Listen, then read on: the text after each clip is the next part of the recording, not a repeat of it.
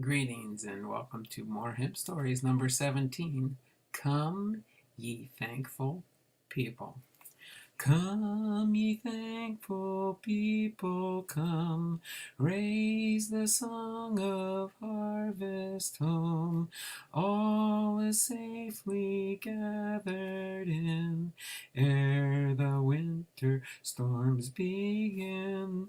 God our Maker doth provide for our wants to be supplied. Come to God's old temple, come, raise the song of harvest home. All the world is God's own field, fruit unto his praise to yield. Wheat and tares together sown, unto joy or sorrow grown. First the blade and then the ear, then the full corn shall appear.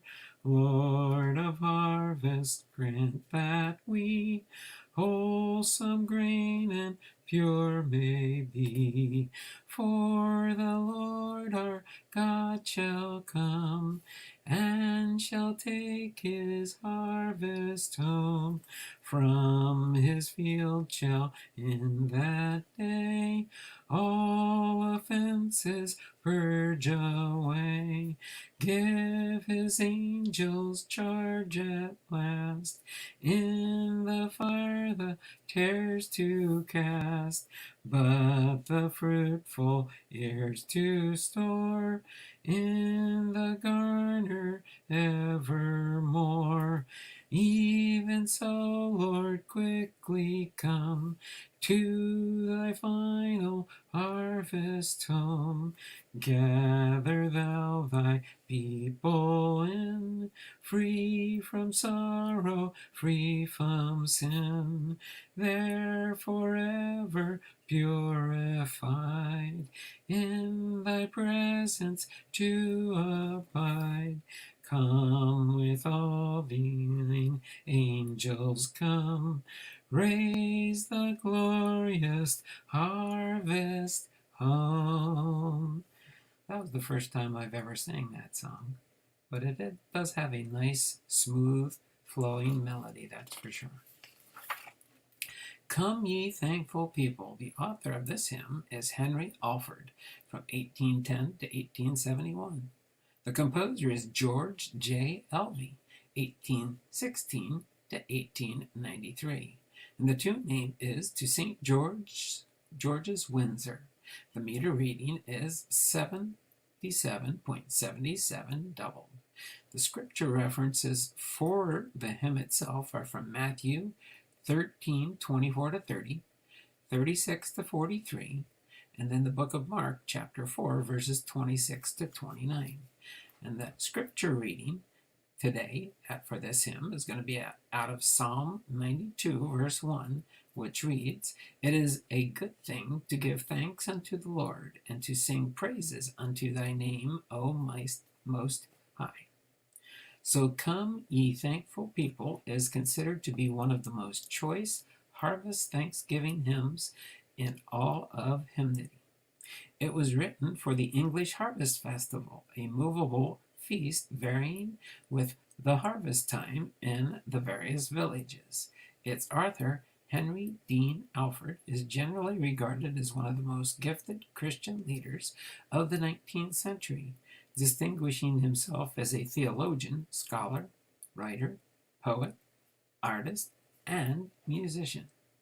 Henry Alford was born in London, October 7, 1810. His father, as well as his ancestors and several previous generations, were respected clergymen in the Anglican Church, and early in life, young Alfred decided to follow their examples. At the age of 16, he wrote in the flyleaf of his Bible these words which characterized his entire life. I do this day, in the presence of God, and my own soul, renew my covenant with God, and solemnly determine henceforth to become his, and to do his work as far as in me lies. At Trinity College, Cambridge, Alfred distinguished himself as a student and writer, and upon graduation in 1832 he began his public ministry in London. He rose rapidly from one position to another until he was named Dean of Canterbury Cathedral, the mother church of all England, at the age of 47, where he remained until his death in 1871. Even in this prestigious position, Alfred maintained strong relations with evangelicals and other nonconformist groups, and did all he could to resist the high church movement within the Anglican Church.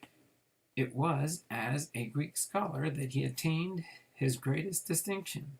His 4-volume edition of the Greek Testament, on which he labored for 20 years, became the standard critical commentary for the latter 19th century. As a member of the New Testament Revision Committee, he made a notable contribution to biblical knowledge on both sides of the Atlantic. Hymnology was one of Alfred's major interests, and he translated and composed numerous hymns, which he published in his Psalms and Hymns in 1844, the Year of Praise in 1867, and poetical works in 1852 and 1868.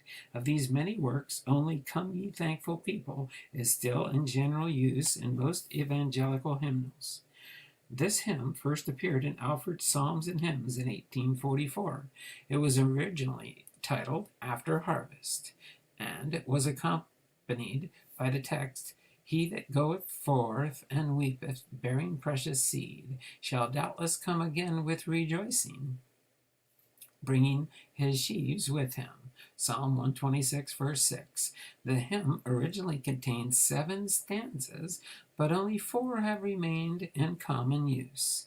The first stanza of his harvest hymn is an invitation and an exhortation to give thanks to God in the earthly temple, his church, for the heavenly care and provision for our earthly needs.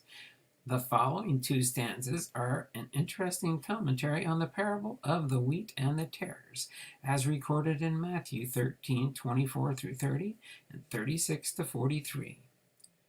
The final stanza is a prayer for the Lord's return.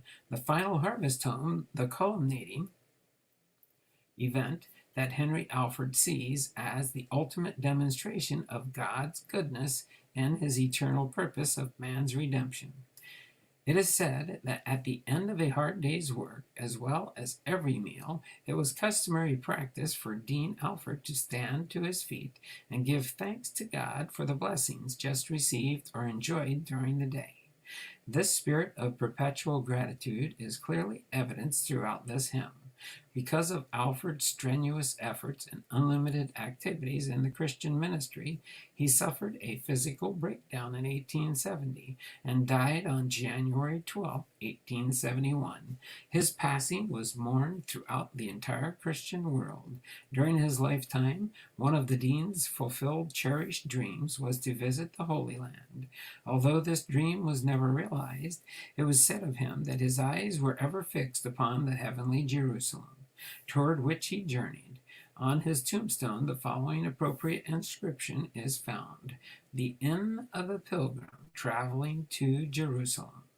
The composer of this tune, St. George's, Windsor, was George J. Elvey, who served as the organist for 47 years at the historic Royal Chapel in Windsor Castle in England. He originally composed the music for James Montgomery's text, Hark, the Song of Jubilee, published in E. H. Thorne's selection of psalm and hymn tunes in 1858. In 1861, this tune first appeared wedded to Henry Alfred's text in the well-known Anglican Church hymnal, Hymns Ancient and Modern. It was found a place in nearly every published hymnal to the present time. George Elvey was knighted by Queen Victoria in 1871 for his many years of faithful service to the royal family, as well as for the various musical publications, including several oratories, anthems, and collections of service music. Elvie is also the composer of the familiar hymn tune Diademata, generally used with such hymn texts as Crown him with many crowns and Soldiers of Christ arise. And then this quote by Plutarch: the worship of the worship most acceptable to God comes from a thankful and cheerful heart. Again, that was from Plutarch. Hopefully you enjoyed hymn number 18. Come, ye thankful people, and look forward to our next episode, more hymn stories. Dear Lord and Father of mankind. Until then, have a wonderful and blessed day, and we'll see you in the next episode. Bye for now.